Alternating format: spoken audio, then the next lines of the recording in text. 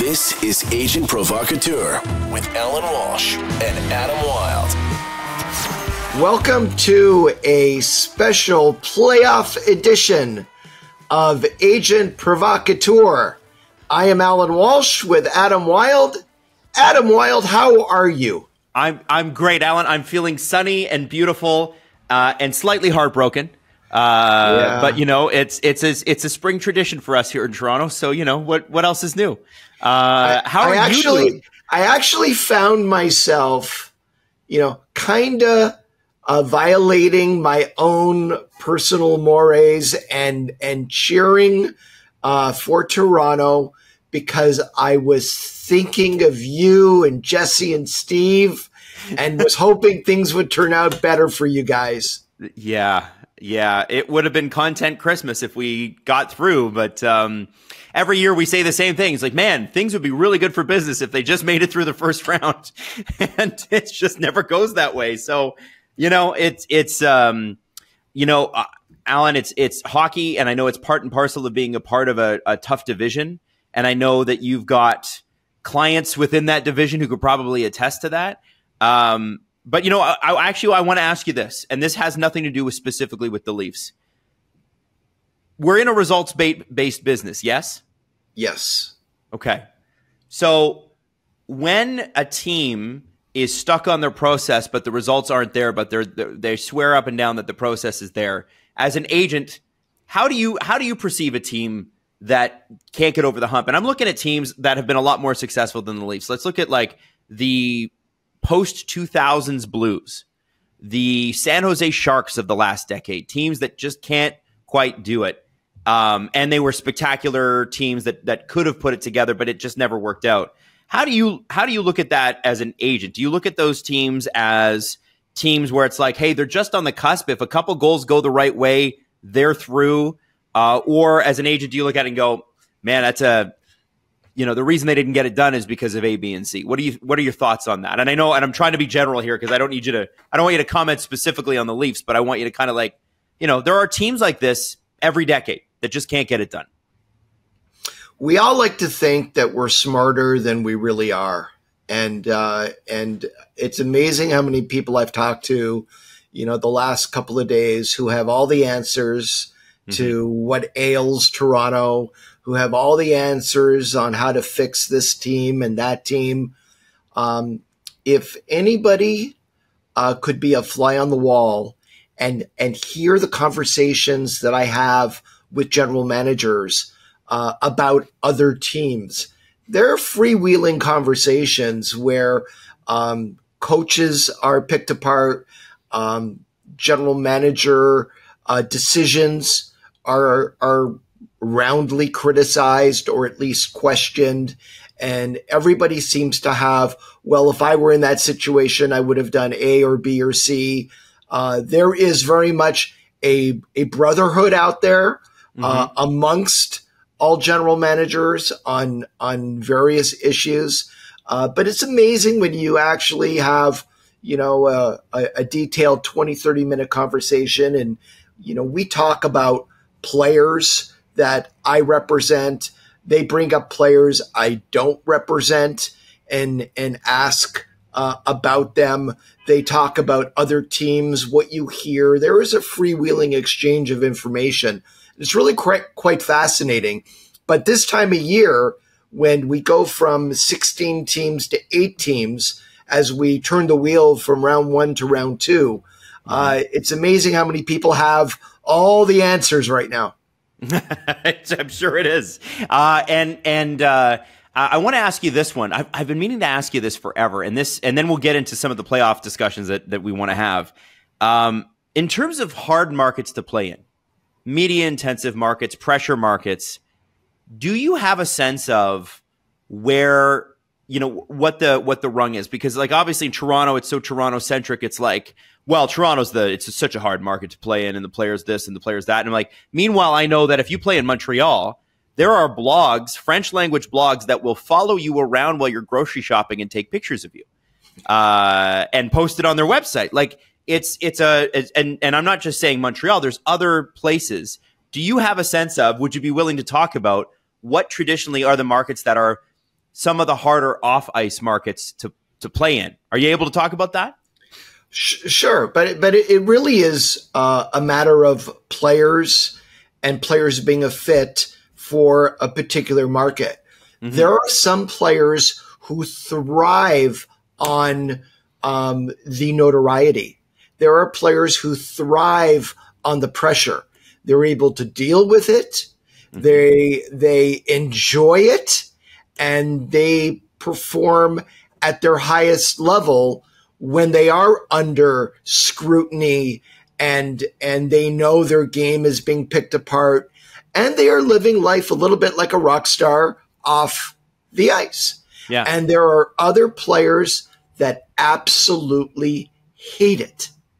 And I think that many players have looked into situations like Toronto, like Montreal, like Vancouver, like Edmonton, and there's, all the Canadian markets, especially, where there's an incredible level of awareness, and you go anywhere in a city like that and you're a top player.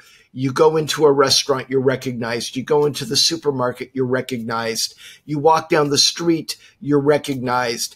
And some people deal with that very well.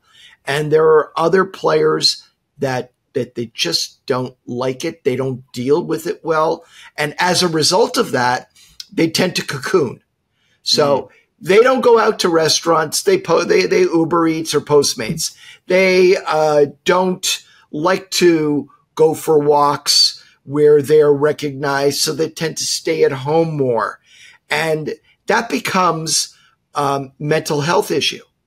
And many times players start getting anxious because they are not living their life.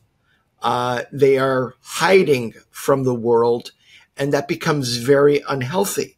And I've talked to players many times over, 10, 15, 20 years where I've said, hey, get in your car and go for a ride, right? Just get out, breathe fresh air.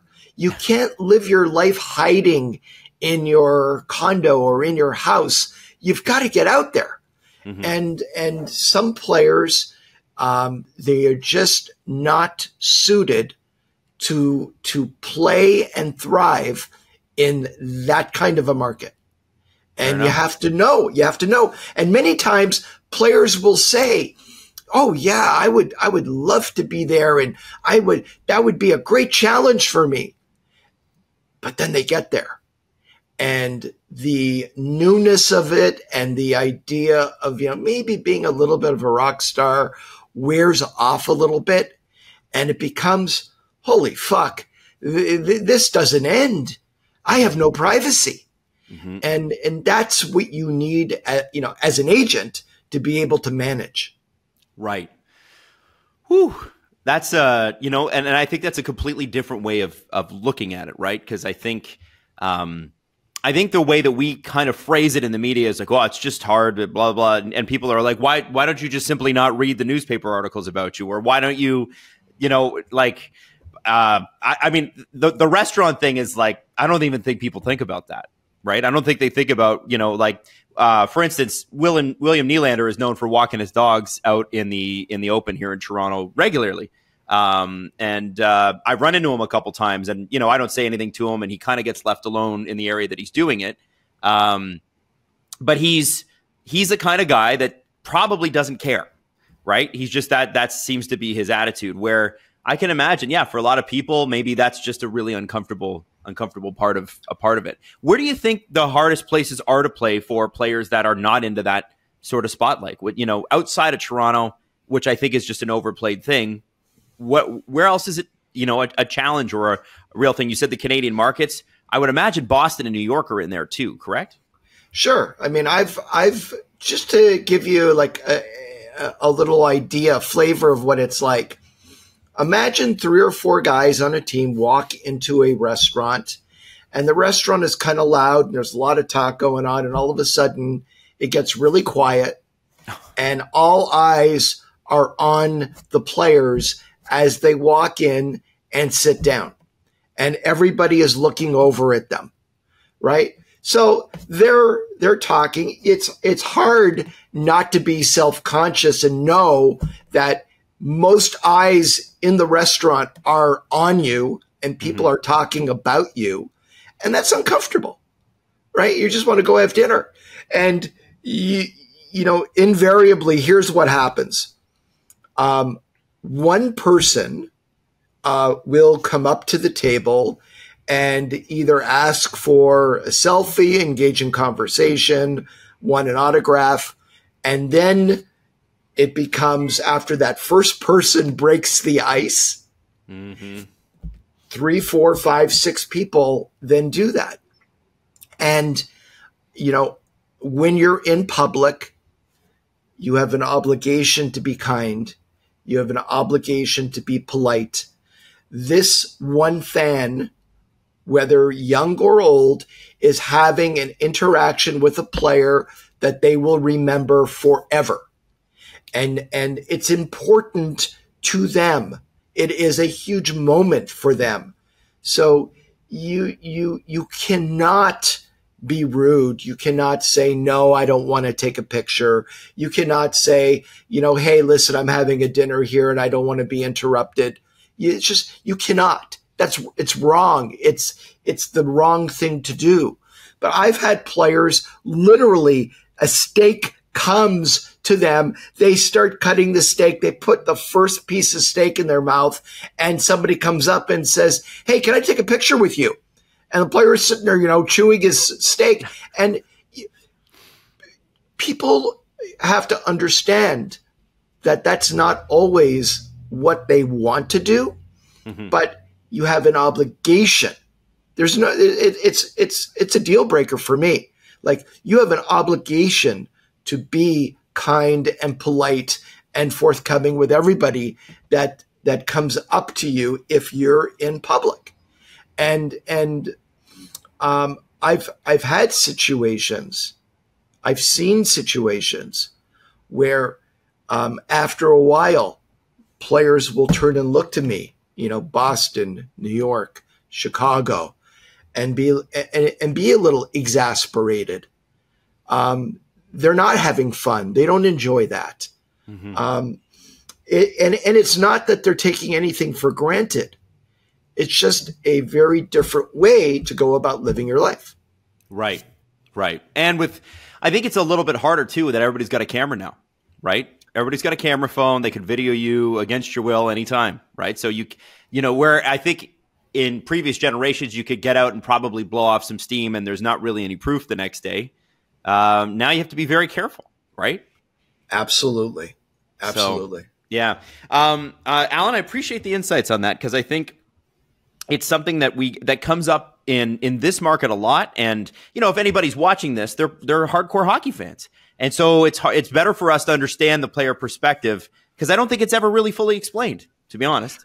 I'll tell you one story. It actually happened in Toronto. Okay. The Pittsburgh Penguins many years ago were playing in Toronto, and I was going out for dinner with Marc-Andre Fleury and Pascal Dupuis, and we walked out of the hotel, and there was a rope line on the other side of the driveway that went in front of the front entrance.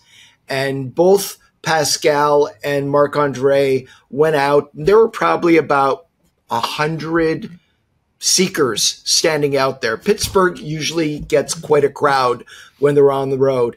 And they went and signed for about 5 minutes, took some pictures, and the taxi was waiting, and they're like, bye guys, we got to go. Jumped into the taxi with me, and we start driving. And we go one block, downtown Toronto. We go another block. We hit a red light, and we're sitting there talking, and all of a sudden, there's a guy banging on the window. It scared the hell out of me. Boom, boom, boom. And there's a guy standing there, and it's winter, and he, wearing a toque, and I roll down the window, And he's like, please, will you sign this? And he's standing in the street, and the lane is red, and Mark takes the paper, and he's like, where did you run from? He goes, well, from the hotel. And Mark's signing the paper, and he's like, and Duper, can you sign it too? And I'm like, you just ran 3 full city blocks chasing the taxi? He's like, yeah. And the light turns green, and the taxi driver is like starting to go, and this guy's running along the car, and we hand him his paper back. And that was Flower and I still laugh about it sometimes. We're like, man, remember that time in the taxi? Hardcore, and in the middle of winter too. Unbelievable. 3 full city blocks in Toronto chasing our taxi. Well, and you could tell that it happened in downtown Toronto, because in a normal city you wouldn't be able to catch a cab that went 3 full city blocks. But I bet the traffic was terrible, so it wouldn't surprise me. Allan, I gotta ask. You got some clients that are through to the second round. What games did you attend in the first round? What did you see? What kind of sticks out to you? Obviously, Vancouver getting through. You've got a big name client on that team. That had to feel really good. Felt great. And it's incredible to think that Philip Roenick was playing his first ever playoff games this year. Wow. And you could play in the league 5-6 years and never play a playoff game. Mm-hmm. And I think that until you get into the playoffs and see the intensity of the games and the intensity of the preparation versus the regular season, what happens in a city when a team hits the playoffs, what the crowds are like, how loud the buildings are, it is just on a different level than the regular season. It just is. Mm-hmm. And you can't really prepare for it or describe it until you're in it. Yeah. Well, and Vancouver has been notably loud. Like, they won game 1. I've been doing some sidecasts for them on SDPN, and I'm going to be doing the Oilers Canucks series, which is going to be unbelievable. When they won game 1, Canucks fans, it'd been so long since they'd seen it in person that they were out in the streets partying like they'd won a round. And, people made fun of them for it, but I thought, no, let them celebrate. That's how much one game, one win, Allan, means. And I'm sure for him, for Phil, and for everybody else that's in, it must be spectacular. I love walking to a building an hour before game time and seeing the crowds and seeing the celebration going on outside the building and the anticipation and the excitement. You got thousands of people massing outside these buildings, and it's a story that isn't really told, in my opinion, properly about the build up to the game outside the building, and the fan base and the fanaticism of the fan bases. They'll show, during a game, the crowd in the square and celebrating a goal. But that's not really the story as much as it is what's going on outside the building before the games. Yeah. Well, you look at Toronto and Edmonton and Vancouver specifically, I'm looking at, and, they got their outdoor parties. And, I like when Sportsnet cuts to Gene Principe. He's always in the middle of the madness.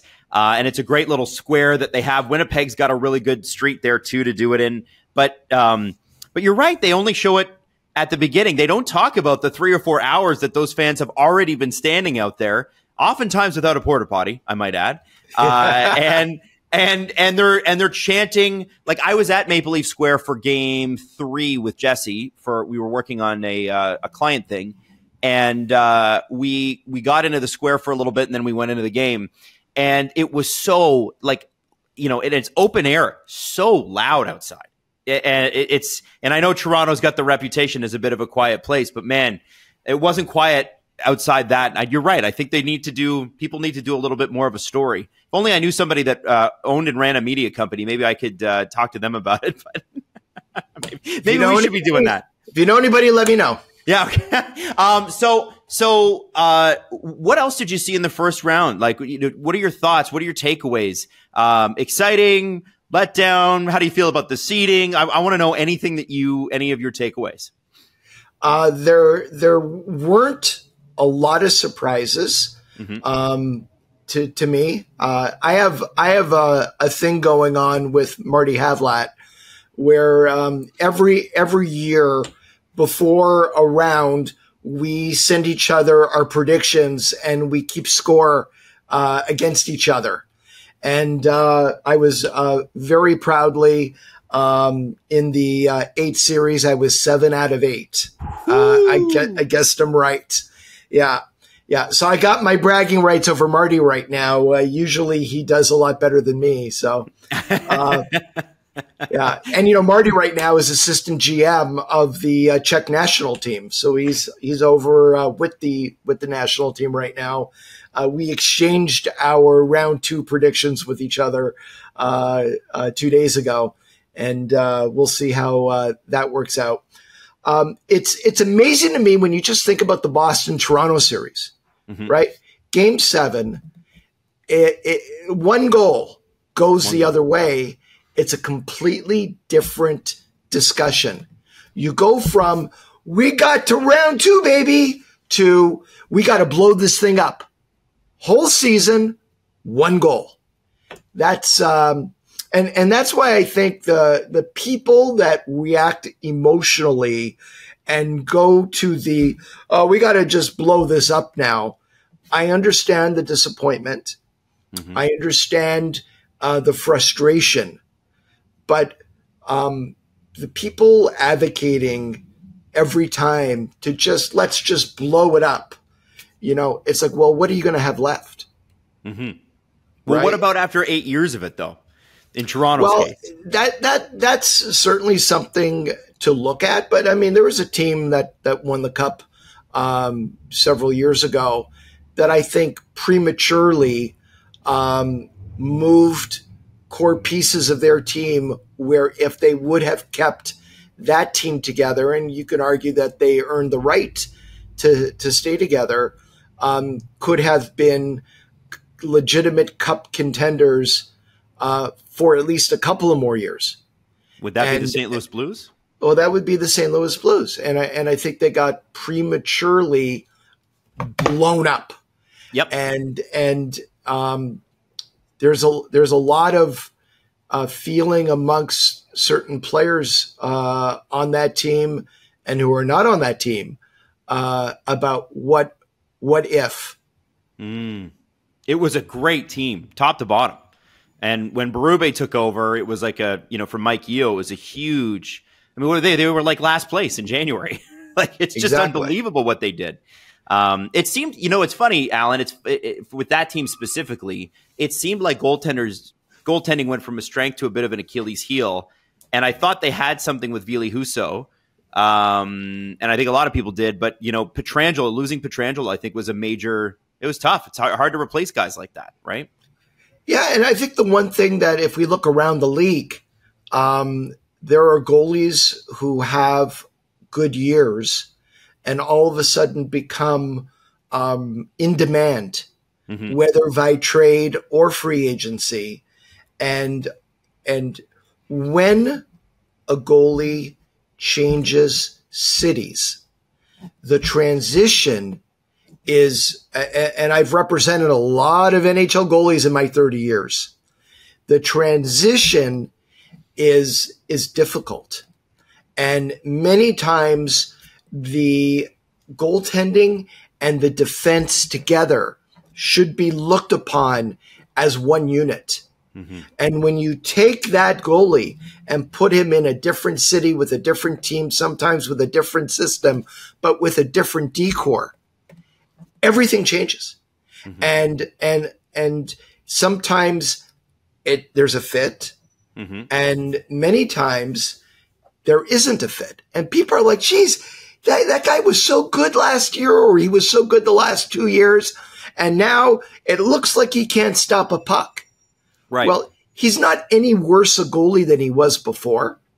There's a lack of awareness or understanding about how that goalie had success where he was, and just picking him up and moving him over because of his save percentage and goals against average or high danger saves. It's only telling a small piece of the story. Mm-hmm. And I've had these discussions with general managers, sometimes intense discussions with general managers. And I don't think the media and fans really pick up on how you need to look at the back end as a unit between the goalie and the D. So it can be talent, it can be deployment, it can be like the strategy about how defensemen collapse in. I look, and I'll specifically reference the Vancouver series.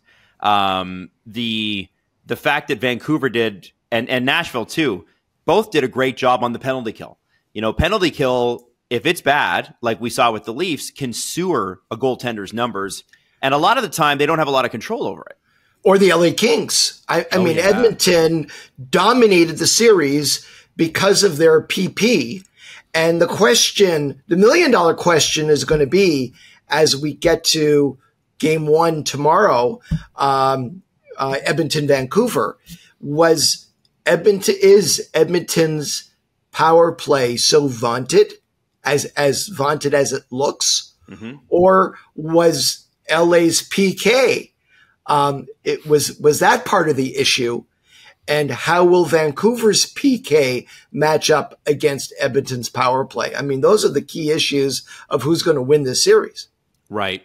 And that's going to be very interesting to see, because there's, Vancouver played, I don't know how much of that series you watched, but I watched every game top to tail doing these streams. And it was some of the most Barry Trotz level hockey I've ever seen, like very low event. Nashville really controlled the neutral zone, prevented the Canucks from getting shots, and to the Canucks' credit, somehow they're getting 12 shots and still getting 3 goals, 4 goals past UC Saros. I'm curious. I think people are discounting the Canucks because they didn't watch the series. Nashville's extremely good at defense, and Vancouver were opportunistic. And I wonder if Vancouver, even though they won the division, they're being counted as the underdog here. I wonder if they come out and surprise the Oilers a little bit. Just based on that. Well, also keep in mind the series this year, where Vancouver had the edge. Yes. Yeah. Well, so I want to ask you about that. Leon Draisaitl was talked about that this morning, or I guess it was on Sports Center this morning. But he was saying, he's like, I don't really care about that, and I don't think I don't think Vancouver really cares about that. We're a different team. Blah blah blah. What are your thoughts on the regular season comparisons to the playoffs? They must matter in some regard, right? I know we can't overrate them. No, but I mean, it's definitely a factor. I mean, the teams, the personnel, the games, the importance of the games facing each other during the regular season. It's not playoffs. Playoffs are a completely different animal, but you can certainly get instruction or guidance from how those games went. Mm-hmm. And I'm sure the teams involved have looked closely at the games that they played against each other this year and are taking lessons from those games and applying them to their game plans as they go forward. And you're going tomorrow night for game 1, right?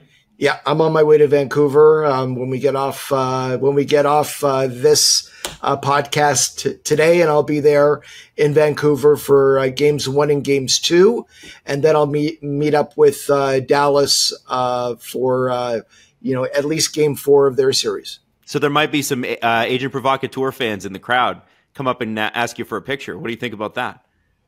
I'm fine with it. I'm going to be watching for you on TV, sir.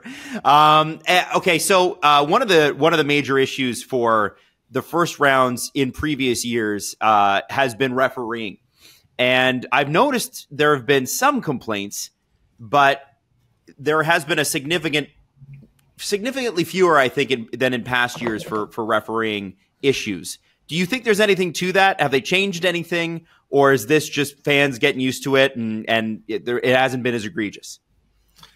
Generally, referees sit on their whistles a bit in the playoffs, and there are statistically less penalties called in the playoffs than during the regular season.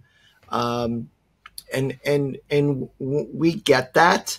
Mm-hmm. But then, a ref in a group of referees in an important game are all of a sudden calling what looks like to me to be the most ridiculous calls at critical times of the game. And you're like, what is going on here? If you're sitting on your whistle for the entire series and now in a critical game 6 or critical game 7 with 4 minutes left in a 1-goal game, and you're calling that, or you're 30 calling seconds left. That, well, exactly. Nashville, Vancouver, 30 seconds to go.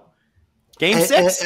I think that the Edmonton LA game, the last game of the series, was one of the most egregiously called games I've seen in a long time in the playoffs.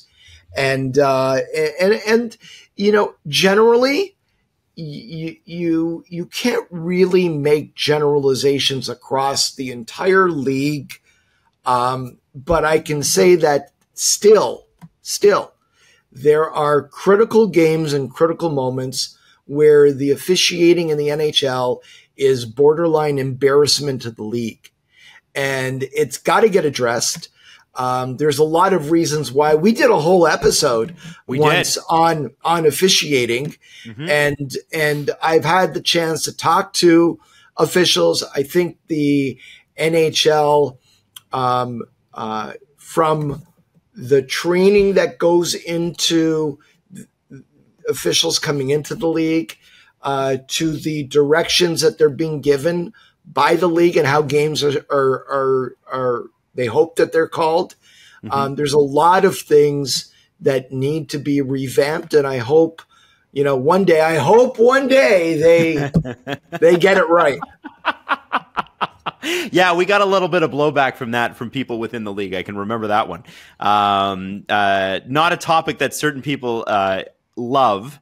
But the fans definitely notice it because the fans aren't stupid. Now, one of the funniest tweets I think about the early round of the playoffs came from you. And, people ask you this time of year who you cheer for, what you're cheering for. And the thing that you tell them and the thing that you tweeted about a week ago was HRR, hockey-related revenue. Allan, how are we doing on the HRR front? Is Team HRR winning? Well, team out. Jury's still out on that. Okay. The HRR is winning if every series goes 7 games. So if a series goes 5 games, we're losing 2 potential gates at, $3 to $4 million a gate, maybe $5 million a gate, depending on the city. So, we've lost. By not going 7 games every series, we're losing HRR. So I'm cheering for HRR. Players had 6% of all of their compensation withheld for escrow this year. The latest estimates I've seen is about 4% of the 6% will ultimately be returned to the players after the HRR reconciliation. It could go with a bang up playoffs, it could go up to 6%. The entire escrow could be returned.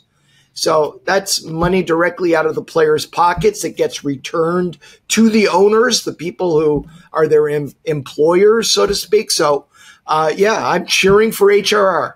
All right. Well, I know that the ratings are high, even in the States. And we talked about this when we started the show. Can you believe this is the end? We're coming up on the end of our 3rd season here, Allan, which is amazing.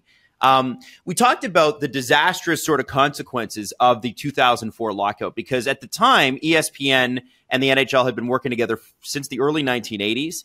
At the time, the NHL had a $100 million deal on the table with ESPN. And ESPN walked away from it because the NHL didn't have a season, and ESPN came back to them with a much lower package, I believe. And then the NHL went with Versus and the OLN thing. And then they went to NBC. But now we're seeing ESPN and TNT not only broadcast the games, but have really great and compelling intermission people as well. Paul Bissonnette, Wayne Gretzky, Mark Messier, PK Subban. These are guys who are creating big time stardom, and you're seeing major ESPN shows like Pat McAfee bring people on and talk about hockey a little bit more and getting it back into the zeitgeist, which I think is the NHL's goal. How do you see hockey in the States growing? Is it actually making a measurable impact what these networks have brought to the sport? There's no question having the NHL back on ESPN and what TNT has done with their broadcast is bringing new fans into the game, growing the game, building an awareness amongst sports fans where the NHL is in direct competition to grab as much of the sports pie as possible. I also think sports betting has done a tremendous, played a role in bringing revenue and fans into the game, good or bad. Sports betting is a major engine driver of revenue and future revenue. And I think that the whole basis of the puck tracking, the chip in players' equipment, the stats that are derived from being able to have this new puck tracking system implemented in every NHL arena, including in the playoffs, feeds into the sports betting, and it's just the way it is. So from a broadcast perspective, and in many other ways, hockey is certainly on the upswing. I still think that with more competent people running the league and some of the decisions that have been made over the last 30 years, tied into the 31 years of Gary Bettman's reign as commissioner of the league, the NHL could be realistically have double the revenue that it does right now. Instead of being a $6.4 or $6.5 billion league, the NHL should be a $13 billion league if they had done it right. So people are sitting there right now, especially on the owner's side, saying, look at how much we've grown. Just a little while ago, we were at $3 billion and we're now at 6.5. And look at where franchise values are. Whoa, they're exploding. What a good, the league is doing a great job. Well, from my perspective, you guys don't realize you should be at 13 billion and your franchises should be worth double what they are today. And players should be making double what they are today. And it was all right there for you if you made the right decisions at the right time. So the NHL kind of failed their way into success and they're continuing to fail their way into success. But I definitely think that hockey and the NHL is on the upswing with one caveat. Their position in the sports world vis-a-vis the other sports is probably more precarious right now than ever. I think soccer is coming on strong. World Cup in North America is going to have dominant. I mean, it's going to be crazy, insane.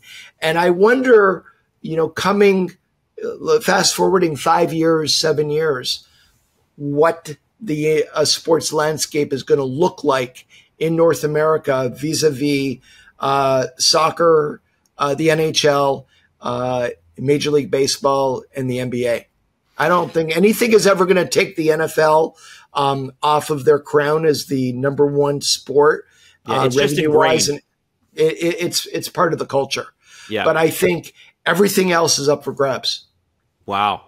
Well, you know what? It's nice to hear positive news on that, especially after so many years of COVID and it's great that the NHL made those decisions. One of the other ones that was pretty major, and I don't know how much you know or can speak to this, so I'm just throwing this question at you, but Rogers sold off one of their national nights, which is Monday, to Amazon. And it's been rumored for years, and I've been saying this for a while, just from people that I've spoken to who would know a lot more than I would, that I believe Rogers and Bell will be regional players in terms of like the regional rights of hockey games, and that there's going to be a streaming service that comes in and takes the national package and doesn't care if they make money off of it because it drives something else for their business. And it makes a lot of sense for Amazon so to get you on Prime, Netflix to get you on the platform, anybody else that you want to name in that particular category. Apple is obviously a major player with the season pass with MLS.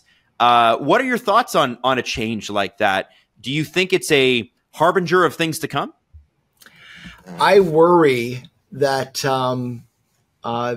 the streaming money is going to dry up when you dig a little deeper into that whole area. None of the streamers are making money off of the sports rights deals that they've done. Many of them are bleeding on their balance sheets, but they're such huge behemoths that it doesn't seem to matter for now. Okay. I was just looking at it this morning, and Apple TV has a penetration rate in the United States of 0.5% of all TVs. And their streaming service is a huge failure right now. And they have green-lighted several, they're in the film business. They're in the series business. And they're putting out some really good content, which is not capturing eyeballs. Yes. And that's the whole intention of going into sports. It's all about subscriptions and eyeballs. Right. And if there is, you're spending billions of dollars, and if it doesn't translate into what your ultimate goal is, sooner or later, there's either going to be a great consolidation, as likely happens in an evolving new technology, or they're just going to stop spending. Mm-hmm. So yes, right now is a great time to capitalize on a emerging, growing, exploding area. But I wonder whether it's something that will sustain itself over the long term. Right. And yeah, I guess you're right. They're using it as a loss leader right now. Kind of like, grocery stores don't make any money off of bread or milk, but they bring you the bread and the milk gets you in the door. You buy other things while you're in there, right? And that's why they put it at the back in the corner. Everybody knows the formula. So yeah, and it's like how much time and how much money are you willing to lose on a product like that in order to capture that market? So that's fascinating, Allan. I wanted to bring this up too, off of the sports rights conversation onto the NHL and its growth. Sean Durzi and the new Utah franchise made their debut, and we haven't had the chance to talk about that at all. But if you watch the press conference, them rolling in, the fan support, the fact that there's 22,000 people that have put a deposit down for season tickets, Liam O'Brien's really funny speech in front of everybody. What has filtered back to you about the reception? How do the players feel about this move? And what do you think are the long-term, or I guess medium-term sort of plans for Utah? Because only about, they got to make some major renovations to the Delta Center. What do you think about the viability of this Utah franchise? I think it's going to be a gold mine. I think it's going to be another Vegas and Seattle and be a revenue leader. The ownership group with Smith Entertainment Group are as rock solid as can be, which is a night and day difference from what they experienced for so many years. Most importantly, the instability the not knowing what the future is going to hold is gone. And by having stable ownership, by having a plan, by having an organization that is going to spare no expense in bringing in the right players and taking care of the players properly, this is all positives.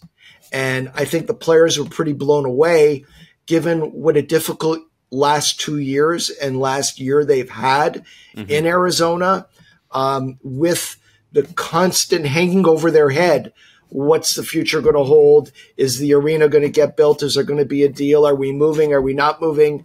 To have this finally behind them, to get out of a college arena, which was a huge embarrassment for the league. I mean, can you imagine if Arizona made the playoffs and they're hosting, round one of the playoffs on a national broadcast rights holder network with 4,500 people in the it'd be an embarrassment. It really would. It's an embarrassment.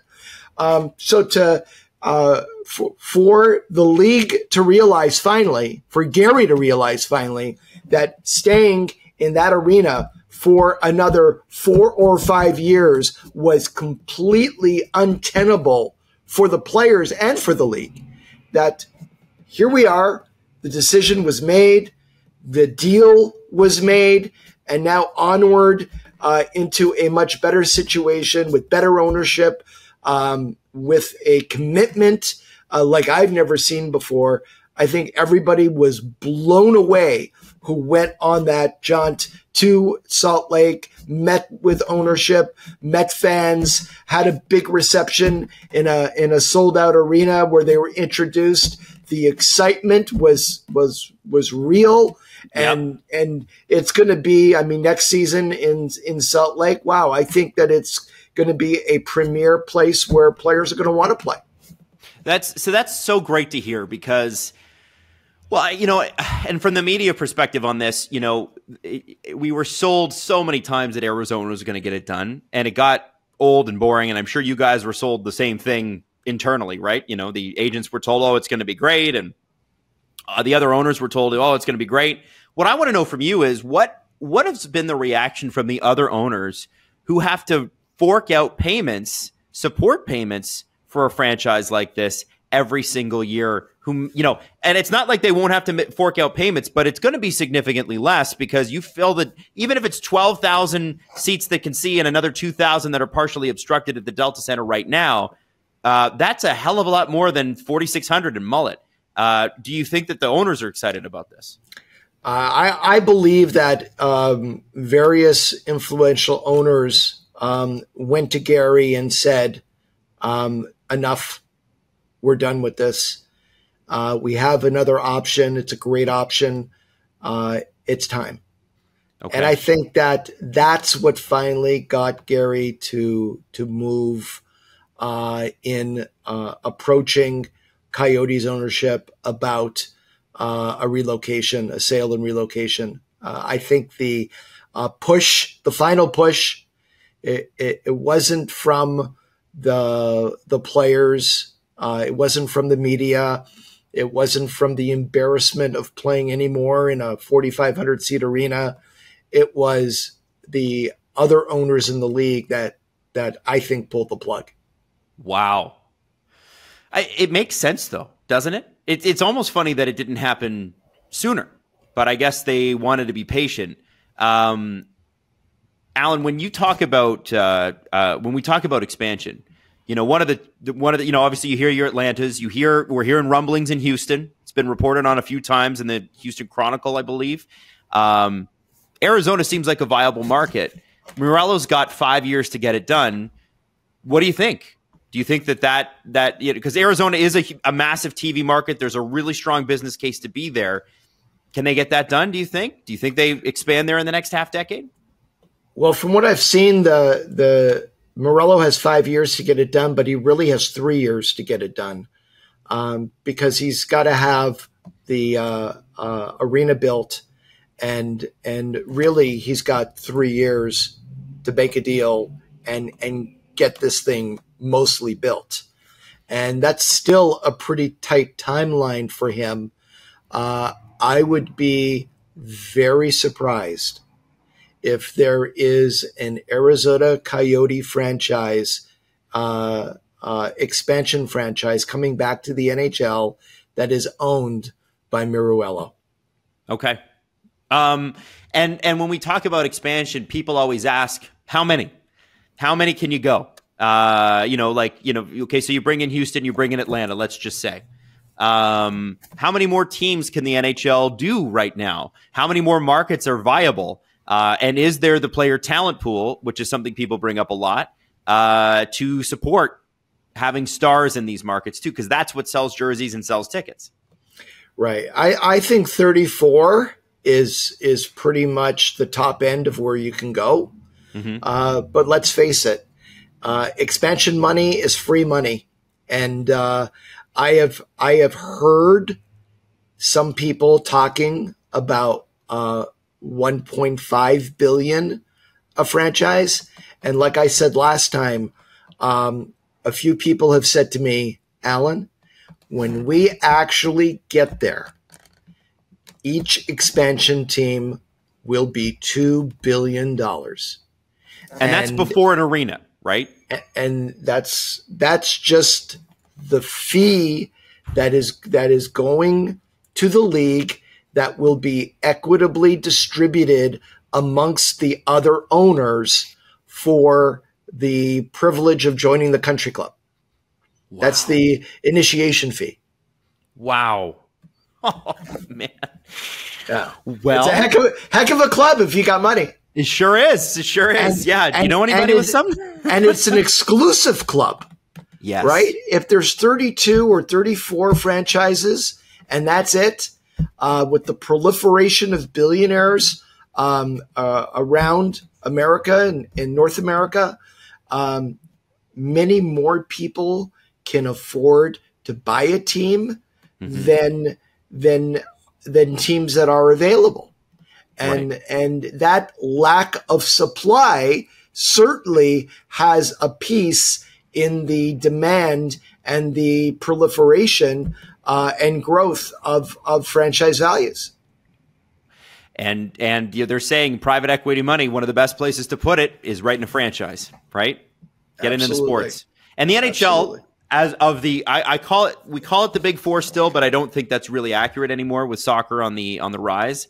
The NHL franchises are the cheapest ones. At $2 billion, that's still a third of a bad NFL franchise, right? By billionaire standards, it's a pretty good deal, right? And MLS's average franchise value is about $600 million. Mm-hmm. I would venture to guess that in the next 5 years, that will more than double. Yeah, I can see that for sure. It's just ascended. And I think, Messi being there too is such a huge thing. Like even when he rolls through town, the tickets are like $2,000 here, for TFC games, and TFC haven't been good for years. So the business of sport, especially talking to you about it, is always fascinating because it's so underreported and yet affects so much of what we're watching. So listen, any other things? Because I obviously we want to catch up as much as we can. Are you heading to the World Championships? Have you made that decision yet in Prague? It looks like I'm going to go. I just haven't focused on the dates yet. I'm going to. It's really going to depend on how these series go, who ultimately wins. I'm sort of going game by game right now, but I certainly intend jumping over the pond and being there for at least a few games and seeing clients and partners over there. You have really deep connections in that country, and I want to ask you, for anybody that's looking at a European vacation this year, why should they go to Prague? Why should they go to Czechia? And what should they do when they're there? I think Prague is one of the most magical, mystical cities in the world.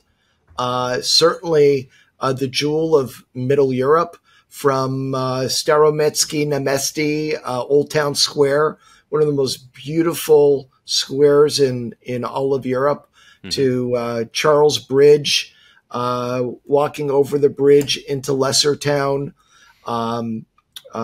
Just the history, the architecture, the friendliness of the people, and really, like, people are so welcoming. Sit out in a patio in the square and have a couple of pitchers of beer, come down and sit and talk. The restaurants are top notch. They got some fabulous restaurants there, literally from traditional Czech food to Italian, to even sushi. It's everything about Prague is just it's an amazing, amazing, amazing city. And people don't realize this, and we talk about this every time we talk about Prague, but that's where Pilsner was created, in a town called Pilsner. And you know what's amazing about that, just real quick, is the factories that make the beer. There are pipes underground that go directly to the bars. And the beer flows directly from the beer factories through the underground piping. There are no kegs. There's no keg set up for a tap. When you hit the tap and beer comes out, it's coming down from the pipes underground, right from the beer factories, right from Pilsner. Yeah. Wow. Something worth checking out. That's very, very cool. And will we see Adam Jiříček taking the ice? How's his recovery been? He's been doing great. I expect he'll be on the ice by NHL development camp. Okay. He's going to be drafted this year for sure in Vegas. And I'm fairly confident he's going to end up being somewhere between 10 and 15, 10 and 17 in the first round. Be awful nice if he fell to the Toronto Maple Leafs. I'm just throwing that out there. You never know. You never know. Allan, I know you got to get on an airplane. So thank you for your time. And good luck, man. Best of luck to Philip, and best of luck to the Canucks. And I hope you enjoy. I can't wait to hear your second round stories when we catch up next. And Radek Faksa, Game 7 hero. That's right. Yeah, that must have been a proud moment. Yeah, it was absolutely. And the fact that he had played mini sticks with his son before the game and promised him a goal, and Radek was out with injury. And missed the middle games of the series. He was out from games 3 to game 7 and came back, just was cleared before the game to play game 7, was even better part of the story. Okay. I love that. Well, best of luck to you. Best of luck to your clients, Allan. Let's get another Stanley Cup for Octagon Hockey, like the one behind you. And that's Marc-Andre Fleury's Stanley Cup, is it not? Yes, it is. It is. Well, listen, it's great to catch up, pal, and I hope you have a really enjoyable time. You got it. This has been Agent Provocateur with Allan Walsh and Adam Wylde. Follow Allan Walsh on Twitter @WalshA. Subscribe wherever you get your podcasts by searching Agent Provocateur and hitting the subscribe button. YouTube.com/SDPN.